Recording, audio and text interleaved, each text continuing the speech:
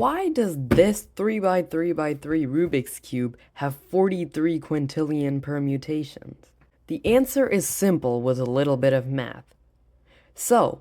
we have 8 corners that can go in their positions, which equates to 8 factorial, and each can be oriented in 3 different ways, except the last one, which is multiplied by 3 raised to 7,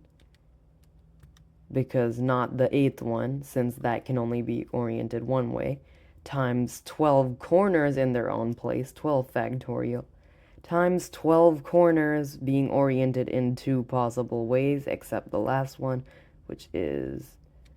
not 12, 2 raised to 11.